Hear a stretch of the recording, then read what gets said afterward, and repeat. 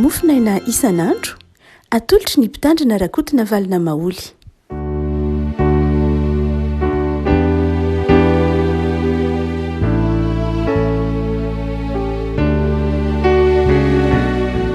Falmirahaba-tsika ry afaka malala tratrety alatsinainy fa 9 ny volana aogositra ity. Ny mofinaina voalahatra antsika dia ny bokin'ny asan'ny apôstôly toko 13. Asan'ny apôstôly toko 13 andininy fa 9 ka hatramin'ny andininy fa 40.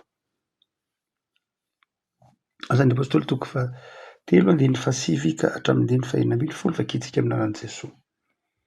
Ary ny vahoaka rehetra nahita azy mitsangatsangana sy midera an'Andriamanitra ary fantany tsara fa io no ilay nipetraka teo amin'ny vavahady tsara endrika eo amin'ny tempoly mba hiantrano.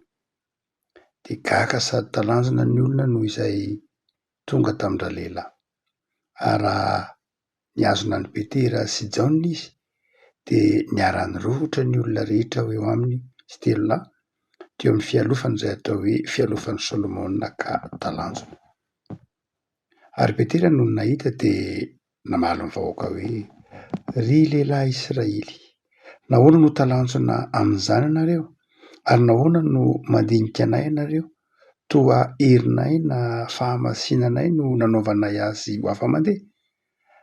Andriamanitry Abrahama sy Isaka ary Jakoba, Andriamanitry ny razantsika, no nanome voninahitra an'i Jesosy mpanompony izay natolotrareo sy nilavinareo teo anatrehan'i Pilato rehefa nokasainy alefa, fa ianareo nandalay masina sy marina ary mpamono'olona nangatahanareo alefa ho anareo. Fa ny tompon'ny aina kosa novononareo, fa izy natsangan'Andriamanitra tamin'ny maty ary vavolombelona izany izahay. Ary ny anarany no nampatanjaka io lehilahy hitanareo sy fantatrareo io noho ny finoana ny anarany. Eny ny finoana izay azo amin'ny alalany no nahazoana izao fahasitranana tsara eto imasonareo rehetra izao. Ray masino, manamasinana anay amin'ny fahamarinana ny teninao fahamarinana. Amen. Tantaran'ilay lehilahy izay nangataka teo amin'ny vavahadiny tsara endrika teo amin'ny kianjan'ny tempoly no tantarain'ny asan'ny apôstôly eto. Ny nanasitranan'ny tompo azy, ny nanasitranan'i Jesosy azy, hitantsika amin'ny andininy fa 9 izay nitenenan'i Petera hoe: tsy manana volafotsy, tsy manana volamena, fa ny ananako kosa dia omeko anao, amin'ny anaran'i Jesosy Kristy avy any Nazareta mitsangatsangana. Rehefa miteny hoe fiangonana isika dia mazava ho azy fa manana ady dia manana andraikitra ny fiangonana. Ny famaritan'ny mpino, famaritantsika ny fiangonana dia ny hoe fiombonan'ny mpino izay miara-mivavaka, fiombonan'ny mpino izay miara-miaina tenin'Andriamanitra. Ary ny fiangonana dia raha ohatra ka amin'ny hamaritantsika azy amin'ny ankapobeny dia misy ny fiangonana ataontsika hoe hita maso. Ny hita maso dia le vatan-trano na le olona mivory ao anatin'io vatan-trano io le fiangonana hita maso. Ny lisitry ny mpiangona ao, ny lisitry ny mpandray ao, ny lisitry ny diakonina ao, reny ilay fiangonana hita maso. Martin Luther, église visible. Fa misy nefa ilay fiangonana tsy hita maso. Le fiangonana tsy hita maso dia araka ny famaritan'i Martin Luther azy dia tsy inona tsy akory fa ao anatin'ny fiangonana hita maso ihany no misy ny fiangonana tsy hita maso. Ataovy hoe misy kristianina ray alina ao anatin'ilay fiangonana, ataovy hoe 10 anatin'ilay fiangonana. Reo kristianina 10 reo, izy io le église visible, reo le hita maso io. Saingy izao ao anatin'io 10 io mety reo 10 rehetra reo mino an' Jesosy avokoa. Dia amin'izay fotoan'izay reo 10 reo le tena tenan'ny Kristy, invisible le tenan'ny Kristy, fa ao anatin'ny fiangonana io. Mety ho 10 amin'ireo 10 reo ihany ny tenan'ny Kristy, mety ho 100 amin'ireo 10 reo ihany ny tenan'ny Kristy. Izany hoe reo tena mino, reo tena resy lahatra, ary mety ho izy 10 mihitsy koa aza. Saingy izao tsy misy olona mahita maso an'ilay tena fiangonana. le tenany Kristy fa Jesosy rery ihany ny mahafantatra hoe ity ny tenatenako ato anatiny ty fiangonana ity. Ny hitantsika fotsiny dia lay fiangonana hita maso, le kristianina miara-mivavaka eo, iny hitantsika iny lay ampiaratsika ny fandaminana, iny le tahaka zany. Fa izao le tsy hita maso kosa Jesosy rery ihany ny mahafantatra hoe reto le tenatenako ato anatin'ity fiangonana ity. Ohatra ka miresaka an'izany sika am'tesan'ny apôstôly tovatelo ty de mazava ny asan'ny fiangonana, mazava ny asan'ny fiangonana, mazava ny antom-pisian'ny mpino eto am'ty zao tontolo zao ty, de izao mampitsangana, mampatanjaka ny malemy, ny reraka. Telo raha azo lazaina hoe telo ny asan'ny fiangonana, telo mazava tsara raha zay no ohatry mitinana azy. Voalohany dia ny antom-pisian'ny fiangonana de manome voninahitra an'Andriamanitra eto am'ty zao tontolo zao ty, manandratra ny voninahitr'Andriamanitra, manandratra ny maizy azy an'Andriamanitra, midera an'Andriamanitra, mankalaza an'Andriamanitra. Zay ny voalohany antom-pisian'ny fiangonana. Ary hitatsika ao anatin'ny votoatin'ny fitopim-pavahana rehetra zay ataon'ny fiangonana zany, fa raha fiangonana tsy midera, fiangonana tsy misaotra, fiangonana tsy mankalaza an'Andriamanitra de tsy fiangonana. Fa ny mahamaika voalohan'ny fiangonana de manome voninahitra an'Andriamanitra io, ary mahasaro-piaro an'Andriamanitra ny tsy fanomezan'ny fiangonana voninahitra an'Andriamanitra. Mazava zany zay. Fa ny antom-pisian'ny fiangonana faharoa de izao mitaiza ny vahoaka an'Andriamanitra, mampiorina azy amin'ny finoana, amin'ny alalan'ny fampianarana, amin'ny alalan'ny toriteny, amin'ny alalan'ny vavaka, mampiorina ny olona, ny mpino amin'ny finoana. Raha tsy zay tsy fiangonana. Mampiorina, manamafiorina ny finoany, manamafiorina ny fanantenany efa ao amin'ny tompo izy. Fa ny fahatelo de izao mitory ny filazantsara am'ireo zay atao hoe very, mitory ny filazantsara am'ireo zay mbola tsy nandray ny filazantsara, mitory ny filazantsara am'ireo zay mbola any ivelan'ny fiangonana na any ivelan'ny finoana. Dia reo telo reo ihany, voalohany manome voninahitra an'Andriamanitra, faharoa mitaiza ny ara-panahy, mikolokolo ny ara-panahin'ny mpino, ary ny fahatelo dia ny fitoriana ny filazantsara am'ireo zay mbola tsy nandray an'i Jesosy. Fa izao rehefa tambatra reo rehetra ireo de ity asan'ny apôstôly toko fahatelo ity, mampitsangana ny olona. Rehefa miteny hoe edification tsika na mampiorina ny olona amin'ny finoana, na rehefa miteny tsika manao hoe fitohina ny filazantsara de zao manala ny olona ao anatin'ny fotaky ny fiankinan-dony fahotana. Eto dia ilay lehilahy zay malemy tongotra dia raha jerena amin'ny heviny ara-panahy, satria moa ny soratra masina zay, raha jerena amin'ny heviny ara-panahy dia tahaka ny olona anankiray zay raha mbola tsy mahita ny tompo ny olona de zao malemy izy, mangataky izy, tsy manana ny asiny izy, miankin-doha izy. Fa izao rehefa nitorian'ny peteran'ny filazantsara izy, rehefa nitoriana ny filazantsara de zao nahajoro izy. Ary dia ny fiangonana afaka malala tsy manana vola am'karena, tsy zay mahatonga ny petera eto miteny hoe za nge tsy manana ninninny, ny ananako de zao ny fahasoavan'Andriamanitra. Ary zay ny mahafiangonana ny fiangonana. Fiangonana tsy hoe mpizara vola, fiangonana marina fa manampy ny sahirana, marina fa manana zany izy, fa ny fiangonana de zao manana fahasoavana, men'Andriamanitra fahasoavana, ary le fahasoavana zay, zay ny zarain'ny fiangonana. Io fahasoavana zarain'ny fiangonana io le niteneniny tam'le lahy manao hoe zay ananako no omeko anao. Inona no ananantsika? Fahasoavan'Andriamanitra, fahasoavan'i Jesosy. De hoy izy tam'le lahy manao hoe mitsangana. Le afaka adiditsika mpino adidin'ny fiangonana ny mampijoro na manangana ny olona hiala amin'ny fiankinan-doha. Ity lehilahy ty de mpangataka ny nefarany, teraka nalemy tany Kibo-Dreniny izy, mangataka eo miandry zay iantranon'olona eo, dia miankin-doha amin'ny olona. Ny olona azy no mitondra azy, ny olona no mitantana azy, zay antra no mitantana azy. Fa izao rehefa tonga teo aminy fiangonana, ataovy hoe petera, rehefa tonga teo aminy petera azy tsona, tonga teo aminy fiangonana de zao nomen'ny fiangonana azy de zao nomeny Jesosy azy de zao tongotra afaka mijoro. tsy ny volana tsy zay ny voalohany, tsy ny vola tsy zay fa lay tongotra afaka ijoro mba ahafahany afaka miasa, mba ahafahany afaka mivelona. Le afako am'izao ataotsika hoe mampahantra ny fiarahamonina maneran-tany zao na amy firenena maro tahaka ny ety Afrika, Madagasikara koa anatin'izany, dia zava-dehibe ny fieritreretany, tokony eritreretan'ny mpino hoe ahoana no ataoko mba ahatonga ny olona tsy ankin-dotsy, mba hijoro amy tongony, ka afaka hiasa, afaka hanao zavatra, tsy ankina amin'ny hafa. Ny fahotana de mampiankin-doha, ny fahantrana mampiankin-doha, ny tsy fananana mampiankin-doha amin'ny hafa. Tsy voninahitr'Andriamanitra ny hoe ho am' mpanompon'Andriamanitra ny manana fiankinan-doha amin'ny hafa. Marina fa natao hifameno ny olona, natao hifanampy ny olona, fa ny fiankinany to tafahoatra zany hoe lasa tsy manana zay maha izy azy.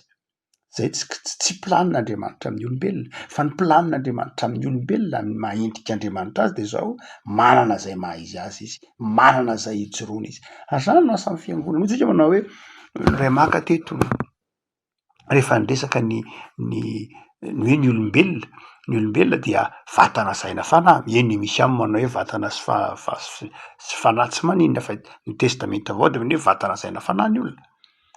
Ary dia rehefa mampitsangan'olona isika, mampijoro olona ao amy tompo, de tokony miara-mijoro eo anatrehan'ny tompo ny olona vatana, ny olona saina, ny olona fanahy. Ndraindray hitatsika amin'ny fitoviana filazantsara zay ataon'ny fiangonana maro de zao tsy ndriny mafy ny fanahy, tsy ndriny mafy ny ara-panahy, tsy diso akory zany, fa ny fanahy tokoa ny tena zava-dehibe.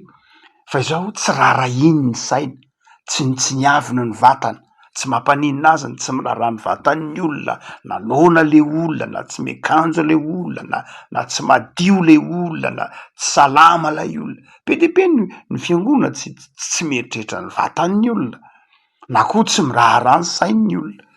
Zara ny ara tsy mahay le olona ambakahina, indraindray tsy ampianarina, tsy sekoly, tsy mahay mamaky teny, tsy mahay manoratra, tsy mahafanta-baovao, tsy mahafantatra hoe inona ny zava-mitranga eto ambonin'ny tany, tsy mahafantatra hoe inona ny harem-pirenena, inona ny kolotsay-pirenena, tsy manana sakafo ny saina mihitsy. Ny tsy tokony adinointsika fa ny fahotana ange tsy any amy saina aloha voalohany indrindra vao nakany amy fanahy. Azo adinoina zay ny fahotana tsy tonga de nanimba ny fanahy fa niditra teo amy saina izy aloha. Genesis 3:7 nresen'lay ratsy lahatra, lay mpaka fanahy lahatra raha vehivavy, dia nreseny tamy sainy, tamy fandresen-dahatra, zay vao niasimba ny fanahiny. No zany dia zava-dehibe mihitsy aloha ny saina fa tsy ny fanahy ihany. Zava-dehibe ny fanahy amin'ny alalan'ny fanorenam-piangonana, toriteny tena ilainy rehetrareny. Fa na ny fampianaran'ny fiangonana na ny toriteny de tsy hoe ho an'ny fanahy ihany, fa tena ho an'ny saina mihitsy koa. Toriteny zay mazava ange ny tenin'ny bokin'ny Deutéronomie, izy manao hoe tsy ny mofo eny ange ny iveloman'ny olona fa ny teny zay rehetra mivoaka ny vavan'Andriamanitra. Zany hoe io teny zay toriany io, io teny zay lazainy io, io teny zay vakiny io de zao manjary tonga fiainana, ka tsy hoe ny fanahy ihany fa manjary tonga fahazavan-tsaina, ka mahatonga hoe hitako ny lalana hitondranany ty rarahako ty rehefa avy mivavaka mamaky ny tenin'Andriamanitra, mihay ny fampianarana, de manjary sakafon-tsaina koa izy, ka mahatonga hitako ny hitondranan'le asako, hitako ny hitondranany ny fiainako, hitako ny hitondranany tokantranoko. Zay le fahazavan-tsaina. Ary faharoa, mety ho hitako koa ny hitondrako ny vatako, hitako ny hikarakarako ny vatako. Marina fa ny vatana eo ihany, fa zava-dehibe ny saina sy fanahy. Fa na izany ary dia maha olona feno. Eto de izao ny fahalemen'ny tongotry lay lehilahy dia hitarafana ny areti-panahiny sy ny areti-tsainy. Ny tongony malemy de midika fa nalemy koa ny fanahiny, nalemy koa ny sainy, ary dia natsangany betery izy tamin'ny alalan'ny finoan'i Jesosy. Afaka malala manana didy ary isika, manana diditsika manampy ny sahirana, manome ny sahirana, fa izao ny zava-dehibe indrindra de zao ny fanomezana azy an' Jesosy, ny fanomezana sarobidy indrindra omena ny olona de zao ny fampahafantarana azy ao am' Jesosy, ny fampijoroana azy hijoro hiala amin'ny fiankinan-doka mahatonga azy hijoro fiangonana mitaiza olona tsy ankin-do. Mpino mitona ny olona handray an' Jesosy fa zay rehetra manana an' Jesosy de zao afaka amin'ny fiankinan-doha io, afaka amin'ny fangatahana io, afaka amin'ny omeolava io, fa manjary mino ny tompo fahazavan-tsaina, fahazavam-panahy, herim-batana afaka hijoro hiary, afaka hijoro tsy ankina amin'ny hafa. Fa ny faharoa de zao koa zava-dehibe de ny hoe rehefa mandray an tompony olona ny men'ny fiangonana ny filazantsara de zao miverina ao anatin'ny olona lay dignité. Azo adonona fa malemy lay lehilahy, aza malemy zany de zao sembana tsy mahazo miditra ao an-kianjan'ny tempoly akory fa velan-gataka eo, tsy mahazo miditra amin'ny tempoly fa eny an-kianjan'ny tempoly eny amin'ny sisiny eny de toy ny olona imezan'ny olona tsy manana ny dignité eny, tsy manana zay hasina maha izy azy, tsy manana zay maha olona azy, eson'ny olona, tsy vitany hoe miankin-doha fotsiny fa tsy eritreretin'ny olona akory aza, olona any ivelan'ny fiarahamonina. Fa rehefa nanatinazy ny Petera de zao tsy ny materiela ny voalohany men'ny Petera azy, fa izao lay famerenana, lay dignité, lay maha olona azy miverina ndray mitsangana ianao, mitsangana ohatry ny olona rehetra ianao manomboka zao. Avako malala ny filazantsara torian'ny fiangonana, ny filazantsara toriantsika amin'ny mpiara-miasa io de mampitsangana azy, mampitsangana ny namantsika. Ary zany adidintsika rehefa misy namantsika ketraka, misy namantsika kivy de zao alohan'ny anomezanao azy zay mety ho lafiny materiela, vola, fanampiana, fa izao alohan' zany rehetrany de ampahafantaro azy mandrakariva hoe Jesosy ange no mampijoro atsika, Jesosy mampijoro atsika, mahatonga atsika miala amin'io, afaka amin'io ataotsika hoe fahaverezakasina, fa ao am' Jesosy no misy lay maha izy vaovao atsika, lay ataotsika hoe dignité. Ndraindray nge ny fahantrana nge manjary mahatonga ny fahaverezan'ny asany maha olona, be de be nge ny olona zay very asina noho ny fahantrany, noho ny tsy fananana, lasa very asina, tsisy miraharaha ambanin'ny olona rehefa ao anatin'ilay fahantrana. Saingy zao ny filazantsara de filazantsara manafaka, tsy hoe mampahery ihany, tsy amy lafiny hoe amin'ny ara-panahy mahatonga atsika vita fihavanana amin'Andriamanitra, fa mampijoro atsika, mahatonga atsika higagana mihitsy ary, de gaga ny fiarahamonina, gaga ny olona nahita an'ilay lehilahy, satria ny filazantsara rehefa toriana de miteraka fahagagana, tsy fahagagana amy lafiny hoe mirakila loatra, fa lay ataotsika hoe lay toe-po-talanjona. Misy mpanoratra ekosey zay efa tranainy de tranainy efa any amin'ny asa sy toazato fa sivy ambin'ny folo any amin'ny ataotsika hoe enina amby enimpolo sy valonjato sy arivo any ho any izy nanoratra boky ekosey tany Edimbourg angambany izy io boky io nosoratany, izay John Brown ny anarany, John Brown ny anarany niresaka momba ny fahamasinan'Andriamanitra.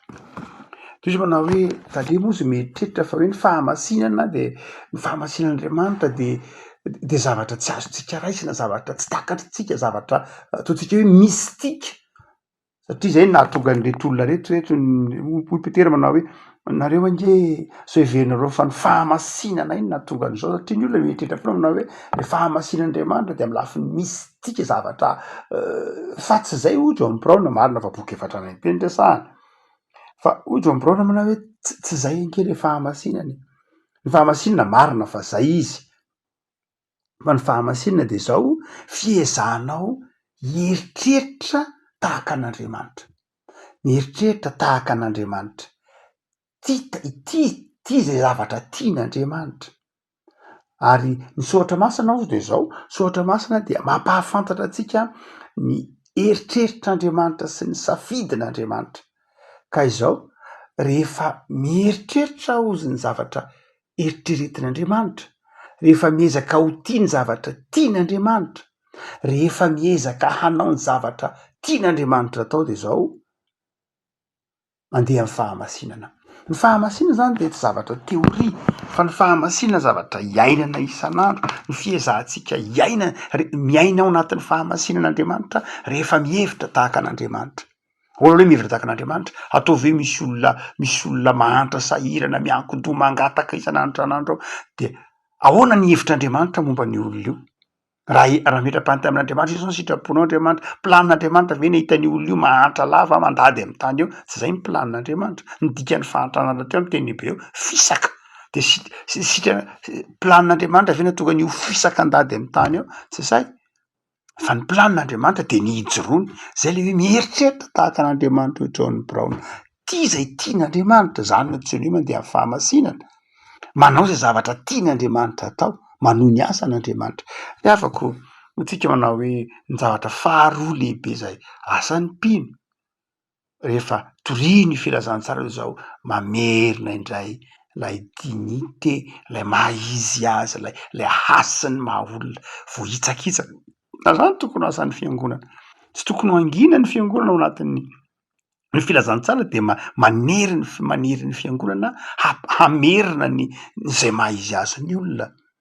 Asa ina reny ataotsika mba hiverenana ny asany maha olona am'izay mety manodidina antsika eo. Mety ny filazantsara toritsika de manjary akanjo akanjony, ny filazantsara toritsika de manjary sakafo omena azy, ny filazantsara toritsika de manjary mitsabo azy tsika, manjary manadio azy sika. Afaka malala tsy hoe asa kristianina nge tsy hoe manao asa soa manao asa soa tsika, fa inona mahatonga atsika manao asa soa? Satria ny filazantsara mihitsy de efa asa soa.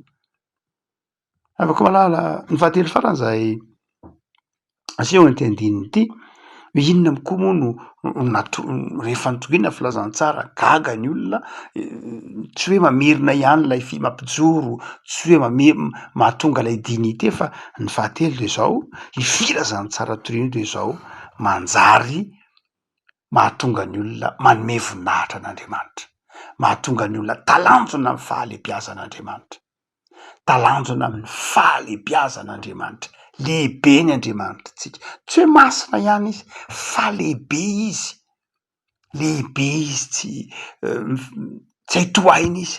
Ka rehefa mitoritsika io filazantsara io, iaina ny filazantsara io, mijoro ny reraka, mifaly ny kivy, de zao manjary mahatonga fiderana sy fitsorana an'Andriamanitra. Le afaka tokony ho zany votoatin'ny fitoavahana, votoatin'ny fiainantsika kristianina faly. Raha kristianina manana ny filazantsara, manan'Andriamanitra fitiavana, manan'Andriamanitra mahay zavatra rehetra, manan'Andriamanitra mahay mampitsangana ny malemy. Kanefa tsika miferinaina, kanefa tsika orolava, kanefa tsika tsy manana fifaliana de tokony eritreritra tsika pio.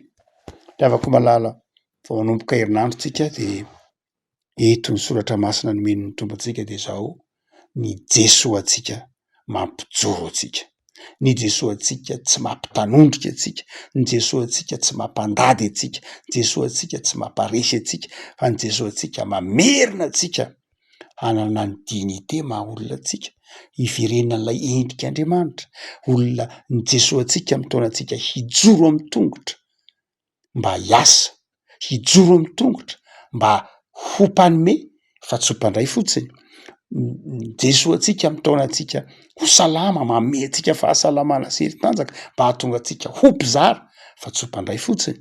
Ny Jesoatsika tia atsika ka mahatonga atsika faly amin'ny fiainana isan'andro. Mirary herinandro vaovao feno fifaliana, mirary herinandro vaovao hijoroany eo amin'ny tongotra ao noho ny fahasoavan'ny tompo, mirary herinandro vaovao ho feno fifaliany filazantsara ho an'ny fiainanao. Hivavaka sika. Tompo misaotra anao zahay fa manome toky ianao, fa tsisy zava-mahagaga tsy hainao. Ny finoanay no kely, ny fisalasalanay no mameno ny saina maneritreritray. Fa misaotra fa manome toky ianao fa mahay ny zavatra rehetra, hainao ny mampitsangana ny malemy. Nandray zay tompo, malemy ao anatin'ny adi-tsaina, malemy ao anatin'ny ankiviana, malemy ao anatin'ny hazakazaky ny fiainana isan'andro, mampalemy ny tongotray ireny ka mahatonga anay malaina indraindray, mahatonga anay tsy mazoto miasa, mahatonga anay mira-kivy, tsy manam-pifaliana.